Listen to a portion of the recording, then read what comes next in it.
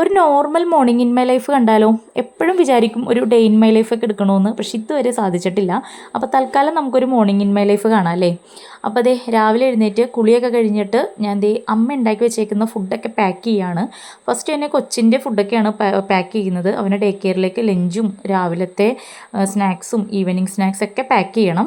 അപ്പോൾ എൻ്റെ കുളി കഴിഞ്ഞിട്ട് അവനെയും കുളിപ്പിച്ചൊക്കെ ഇരുത്തിയിട്ടാണ് ഞാൻ ഈ ഒരു പരിപാടിക്കൊക്കെ നിൽക്കാറുള്ളത്.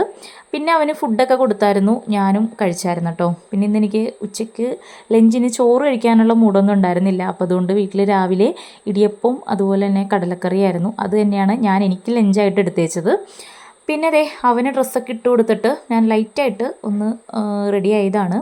ചെറിയതായിട്ടൊന്ന് സൺസ്ക്രീമൊക്കെ ഇട്ടു, ലിപ്സ്റ്റിക്ക് ഇട്ടു, അതുപോലെ മോയ്സ്ചറൈസറൊക്കെ ഇട്ടു. മുടി പിന്നെ നനഞ്ഞു കിടക്കുന്നതുകൊണ്ട് ചുമ്മാ ഇങ്ങനെ ക്ലിപ്പ് ചെയ്യാറാണുള്ളത്. പിന്നെ സ്പ്രേയും കൂടി അടിച്ച് ബോഡി ലോഷനും കൂടി ഇട്ട് കഴിഞ്ഞിട്ടുണ്ടെങ്കിൽ എൻ്റെ റെഡിയാവലൊക്കെ കഴിഞ്ഞു. അപ്പം ഞാൻ ബോഡി ലോഷൻ ഇടുന്ന സമയത്ത് അവൻ അവിടെ സൈഡിലിരുന്ന് പറയുകയാണ് അവൻ്റെ ക്രീം ഇട്ടിട്ടില്ലെന്ന്. അപ്പം ഞാൻ അവനും കൂടി അവൻ്റെ ബോഡി ക്രീമൊക്കെ ഇട്ടൊക്കെ കൊടുത്തായിരുന്നു കേട്ടോ. അപ്പോൾ ഇന്ന് നമ്മൾ കുറച്ച് നേരത്തേക്ക് റെഡി ആയിട്ടുണ്ട്. അതുകൊണ്ടാണ് ഞാൻ ഈ ഒരു വീഡിയോ ഒക്കെ എടുക്കുന്നത്.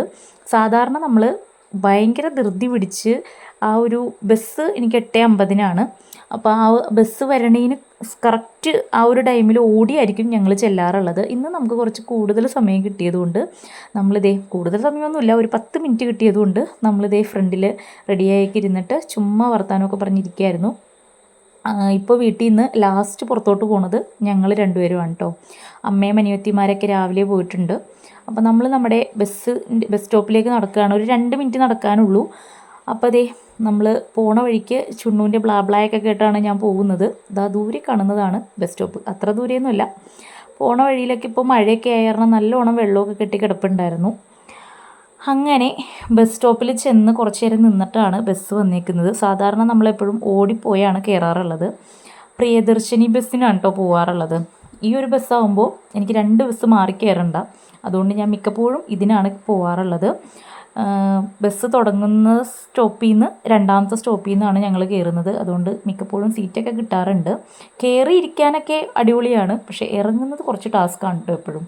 പിന്നെ അവിടെ നിന്ന് ബസ്സിൽ നിന്ന് ഇറങ്ങിയിട്ട് കുറച്ചങ്ങോട്ട് ഉള്ളിലേക്കുണ്ട് എൻ്റെ ഡേ കെയറിലേക്ക് നടന്ന് പോകാനായിട്ട്. അവനെ ഡേ കെയറിലാക്കിയിട്ട് വേണം ഞാൻ വർക്ക് ചെയ്യുന്ന സ്ഥലത്തോട്ട് പോകാൻ. അപ്പോൾ അവൻ്റെ ഡേ കെയറിൽ നിന്ന് പിന്നെ ബസ് സ്റ്റോപ്പിലേക്ക് കുറച്ച് അധികം നടക്കാനുണ്ട്. പിന്നെ ബസ് കയറിയാൽ ജസ്റ്റ് ഒരു സ്റ്റോപ്പുള്ളൂ ഞാൻ വർക്ക് ചെയ്യുന്ന സ്ഥലത്തോട്ട്. അപ്പോൾ അതുകൊണ്ട് ഞാൻ എപ്പോഴും നടന്നാണ് പോകാറുള്ളത്. അപ്പോൾ പോണ ടൈമിൽ നല്ല മഴയൊക്കെ ആയിരുന്നു. ഇവിടെയാണ് ഞാൻ വർക്ക് ചെയ്യുന്നത്. അങ്ങനെ വന്ന് എൻ്റെ ലാപ്പൊക്കെ ഓപ്പൺ ചെയ്ത് എൻ്റെ ഡെയിലി പണിയൊക്കെ തുടങ്ങുകയാണ്. അപ്പോൾ അത്രേ ഉള്ളൂ.